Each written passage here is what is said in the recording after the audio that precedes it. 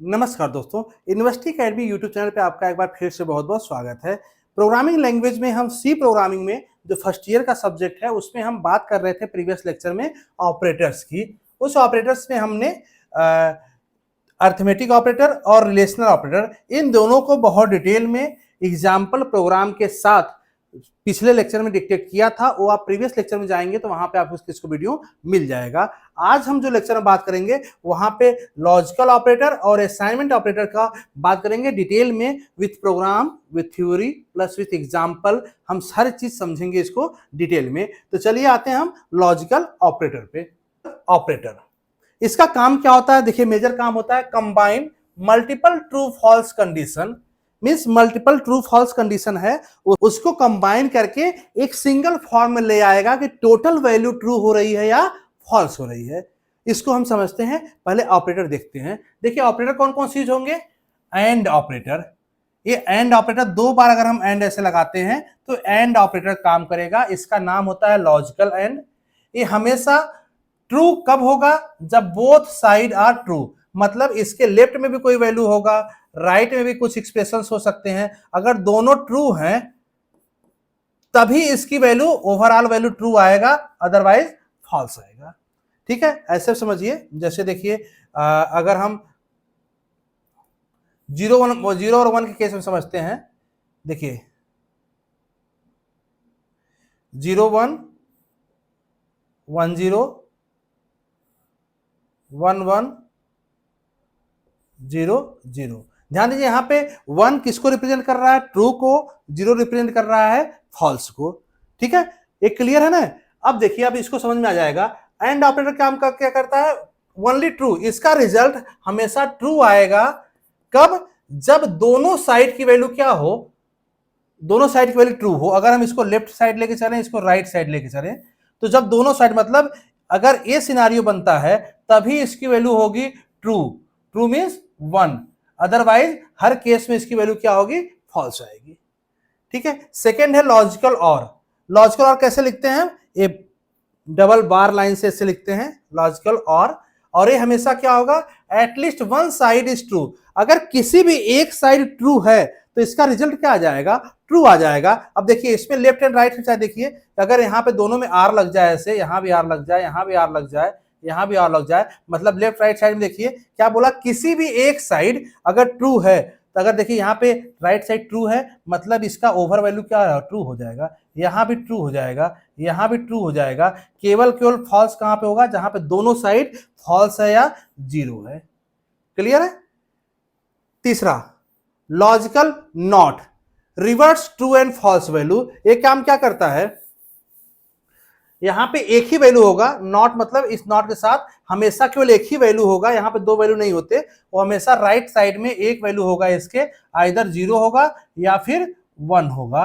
यही होगा। ये हमेशा क्या करता है? रिवर्स कर देता है। मतलब अगर नॉट 0 लिख दे तो इसका रिजल्ट कर देगा 1, और नॉट 1 लिख दे तो इसका रिजल्ट कर देगा 0। तो इसको क्या करता है? रिवर्स ट्रू फॉल्स कर देता है।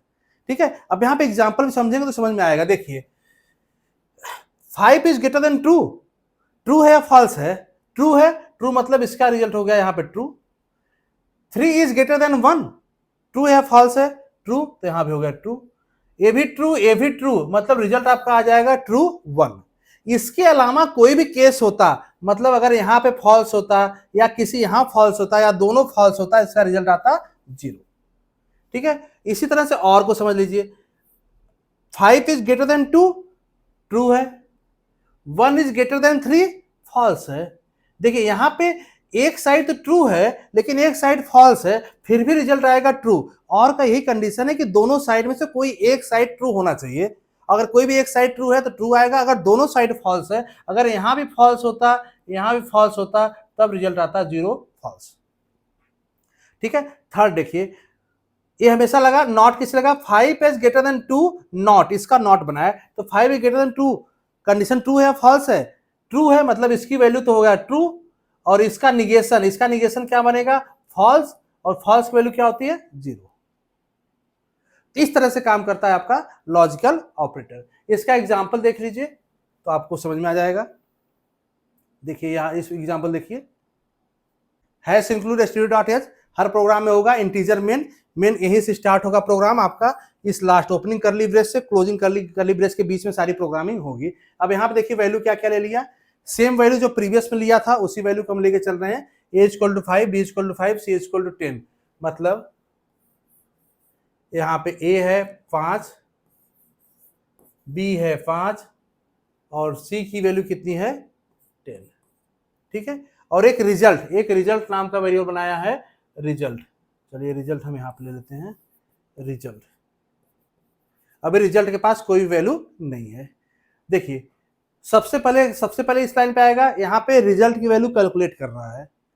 अब रिजल्ट की वैल्यू कैलकुलेट करेगा, देखिए कैसे, यहाँ पे इस एक्सप्रेशन देखिए, यहाँ पे क्या लगा एंड का मतलब क्या है कि इसके लेफ्ट हैंड साइड और राइट साइड हैंड की दोनों पहले वैल्यू निकालिए, उस वैल्यू को फिर एंड से कंपेयर कीजिए। अगर ट्रू होगा तो ट्रू आएगा, अदरवाइज फॉल्स होगा। तो एंड क्या कहता है कि अगर दोनों साइड की वैल्यू, इसके लेफ्ट की वैल्यू और राइट की दोनों की वैल्यू ट्रू आ रही है, तभी इस ओवरऑल की वैल्यू क्या आ जाएगी, ट्रू होगी, अदरवाइज फॉल्स होगी। देखिए ए इक्वल टू बी, कंडीशन क्या है यहाँ पे, ट्रू है। And C is greater than B, C 10 है, B 10, हाँ ग्रेटर देन B, ए भी ट्रू है।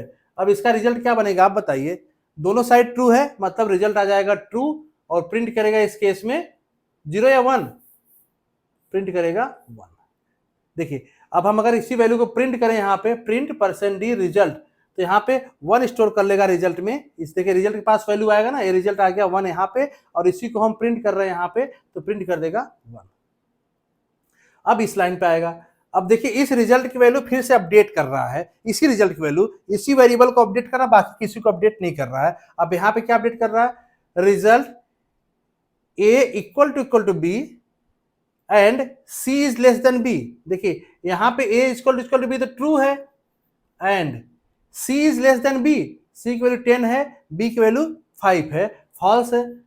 अब मैंने बताया था अगर एंड की जो एंड ऑपरेटर है इसका ट्रू तभी आएगा जब दोनों साइड ट्रू होगा। तो यहाँ पे एक साइड फॉल्स है मतलब रिजल्ट आ जाएगा इसका 0, और यहाँ पे स्टोर हो जाएगा 0। जब हम प्रिंट करेंगे यही तो प्रिंट यहाँ पे कर देगा 0, ठीक है। ऐसे रिजल्ट पे आ जाइए यहाँ पे थर्ड पे, फिर से रिजल्ट को अपडेट किया, फिर से क्या कर रहा है, रिजल्ट को अपडेट कर रहा है यहाँ पे। अब फिर से किया a equal to B true, c is less than b true. अब ट्रू दोनों है तो रिजल्ट क्या आ जाएगा, ट्रू के केस में यहाँ पे वैल्यू प्रिंट कर देगा 1, और यहाँ पे अपडेट कर देगा वैल्यू 0 से 1 बना लेगा इसको, ठीक है। इसी तरीके से बाकी के रिजल्ट आप निकाल के मैच कीजिए। कोई कंफ्यूजन कोई डाउट हो कमेंट बॉक्स में तुरंत पूछिए, हम उसको रिप्लाई करेंगे, उसका आंसर देंगे। इस प्रोग्राम को रन कैसे करना है रन भी देख करके देख लीजिए। रन करने के लिए इस प्रोग्राम को हम कॉपी कर लेते हैं, क्योंकि टाइप करने का है ना वो टाइम हमारा बच जाएगा, अदरवाइज हम यहाँ पे प्रोग्राम को टाइप करेंगे तो टाइम ज्यादा लगेगा टाइप करने में।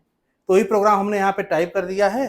अब इसको हम कंपाइल करते हैं, कंपाइल कीजिए, रन कीजिए। यहाँ से रन बटन पे क्लिक करेंगे तो रिजल्ट आपका आ जाएगा। देखिए रिजल्ट क्या आया, 1, पहली वाली का जो प्रिंट किया इसकी वैल्यू आ गई 1, दूसरे की वैल्यू आ गई 0, तीसरे की वैल्यू फिर से 1 आ गई यहाँ पे, दूसरे की वैल्यू प्रिंट कहाँ किया यहाँ पे, इसकी वैल्यू 0 आ गई, फिर प्रिंट कहाँ किया यहाँ पे, इसकी वैल्यू आ गई 1, फिर से प्रिंट किया यहाँ, इसकी वैल्यू आ गई 0, फिर से प्रिंट किया, इसकी वैल्यू आ गई 1, और फिर से प्रिंट किया, इसकी वैल्यू आ गई 0। इस तरह की वैल्यू आएगी। किसी एक को यहाँ भी कंपेयर कर लीजिए, समझ में आ जाएगा। देखिए जैसे इसको कंपेयर कीजिए, इस रिजल्ट को, नॉट यहाँ पे क्या लिखा है, result equal to not A equal to B. अब ए और बी की वैल्यू कितनी थी, 5 5 है, तो यहाँ पे वैल्यू क्या बनेगा, अगर हम नॉट निकालें ए इक्वल टू बी, तो इसका मतलब क्या है, पहले इसकी वैल्यू कंप्यूट करेगा, इसकी वैल्यू क्या इक्वलिटी है मतलब ट्रू है मतलब 1 है,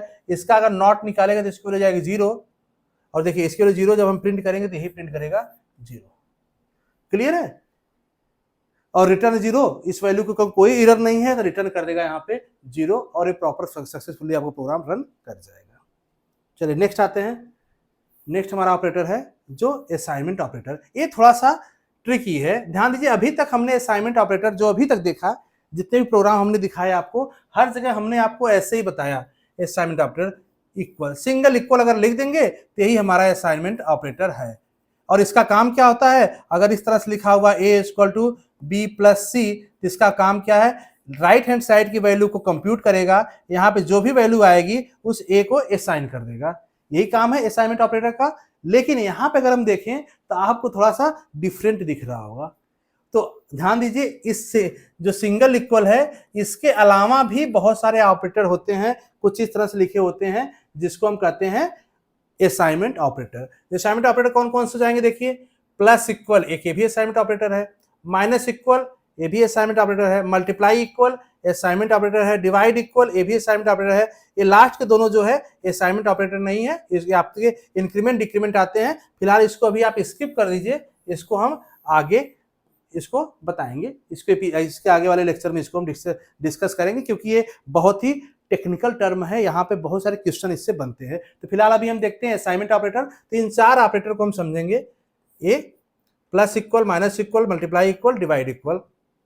ठीक है, तो जो हम सिंपल यूज करते थे ना ऐसे, देखिए अभी तक जो हम ऐसे प्लस यूज करते थे ऐसे, अब यहाँ पे अगर प्लस लग जाए या फिर डिवाइड लग जाए, माइनस लग जाए, मल्टीप्लाई लग जाए, तो इसका काम थोड़ा सा चेंज हो जाता है। कैसे चेंज हो जाता है, देखिए अगर कहीं लिख दिया जाए प्रोग्राम में इस तरीके से, कहीं प्रोग्राम में इस तरीके से लिख दिया जाए a प्लस इक्वल बी, अगर इस तरह से लिख दिया जाए, तो इसका मतलब ध्यान दीजिए होता है a equal to A plus B. मतलब a के पास कौन सी वैल्यू असाइन होगी, पहले a और b को ऐड कर लेगा, उसकी ओवरऑल वैल्यू a को असाइन कर देगा। जैसे एग्जांपल देखिए, a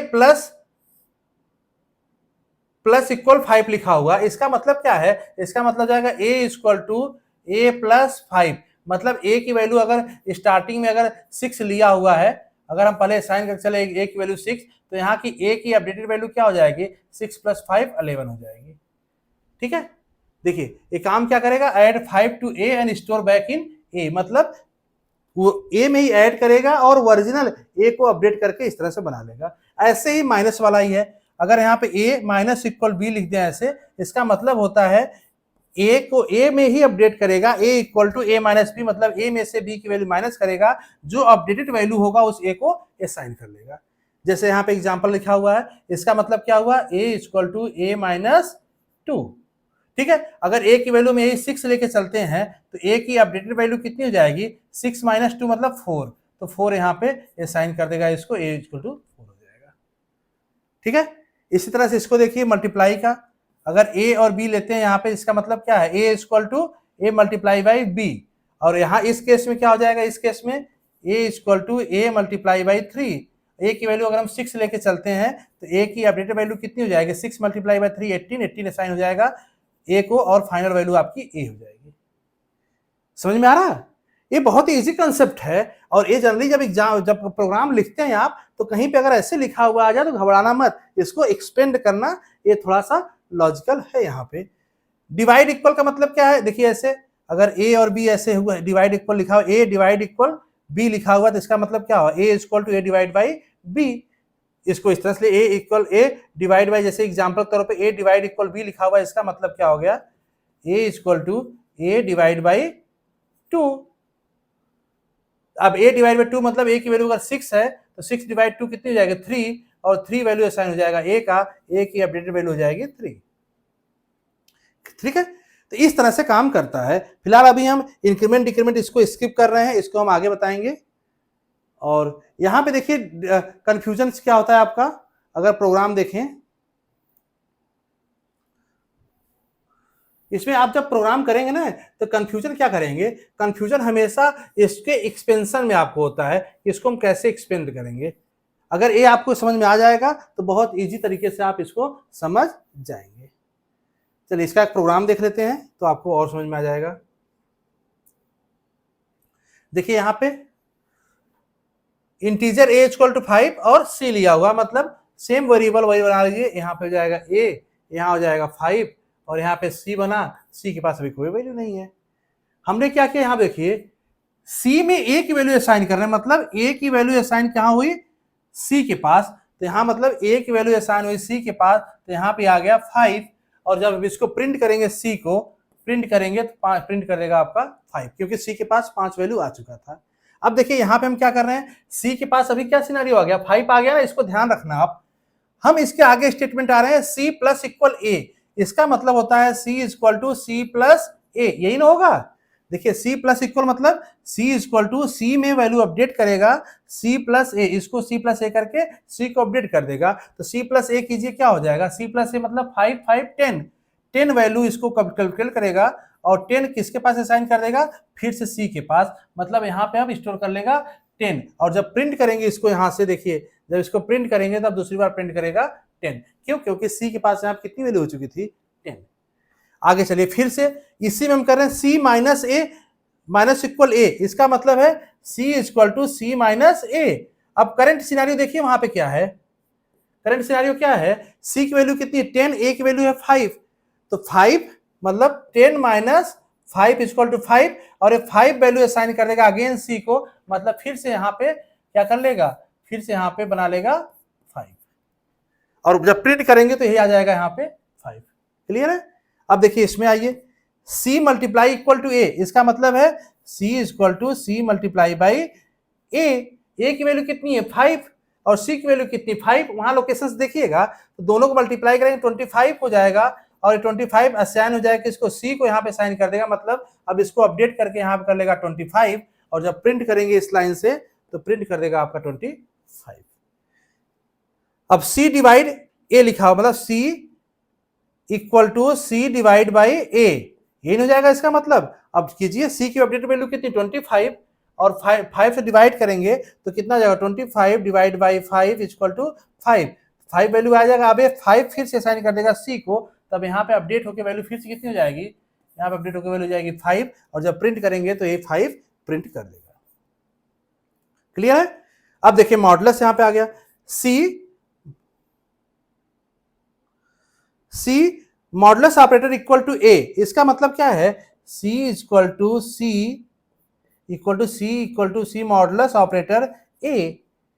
ठीक है, ध्यान दीजिए इसको हम हमेशा सी इक्वल कर रहे हैं, लेकिन एक्चुअली में इसका काम असाइनमेंट ऑपरेटर का, मतलब इधर की वैल्यू कैलकुलेट करके इसको असाइन करेगा। तो सी मॉडुलस से बनाइए, सी की वैल्यू कितनी है 5 और ए की वैल्यू कितनी 5, तो 5 डिवाइड बाई 5, रिमाइंडर कितना बचेगा, रिमाइंडर 0 बचेगा यहाँ पे, क्योंकि टोटल डिवाइड हो जाएगा ना, जब टोटल डिवाइड हो जाएगा रिमाइंडर कितना बचा है 0 बचेगा, तो यही 0 यहाँ पे असाइन हो जाएगा सी को, और जब प्रिंट करेंगे तो आ जाएगा यहाँ पे 0। ठीक है, अब इसको रन करके भी देख लेते हैं, ये प्रोग्राम है यहीं पे, देखिए सेम प्रोग्राम हमने यहाँ पे ले लिया, और इसको चलिए रन करते हैं, इसको रन करेंगे देखिए क्या आता है, देखिए रन करेंगे यही आया ना 5 10 5 25 5 0, जो वहां पे आया था देखिए वही यहाँ पे आया, मतलब इस केस में पहले वाले केस में 5 प्रिंट कर दिया, दूसरे केस में 10, फिर 5, फिर 25, फिर 5 और फिर 0, ये प्रिंट कर देगा इस तरह से स्क्रीन पे। ठीक है, होप सो समझ में आ गया होगा कंसेप्ट।